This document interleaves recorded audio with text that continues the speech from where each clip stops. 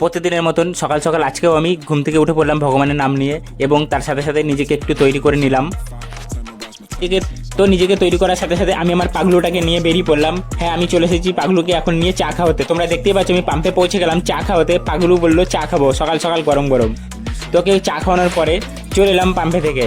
চা খাওয়ানো প্রায় শেষ, আমি চললাম বাজারের পথে রওনা দিচ্ছি। আমি যাব এখন মাছ বাজারে মাছ আনতে। তো তোমরা দেখতে পাচ্ছ আমি মাছ বাজারে পৌঁছে গেছি। মাছ বাজারে এসে চারিদিকে তাকিয়ে দেখছি অনেক মাছ, কোনো মাছ আমার পছন্দ হচ্ছে না। হঠাৎ করে একটা মাছ পছন্দ হলো, মাছটা নিয়ে সোজা চলে এলাম। মাছটা নেওয়ার সাথে সাথে ভাবলাম আরও কিছু মাছ দেখা যাক, আরও কিছু মাছ নেওয়া যায় নাকি। তো এই হাবিজাবি হাড্ডাবাড্ডা মাছ দেখে আমার কিছুই পছন্দ হচ্ছে না। আমি সোজা বাজার থেকে চলে এলাম মাংসের দোকানে। মাংসের দোকানে এসে নিয়ে নিয়েছি আমি মাংস। দেখতে পাচ্ছ আমার হাতে মাছ আর মাংস নিয়ে আমি দিলাম বাড়ির দিকে হাঁটা। তো সবাইকে জানাই টাটা।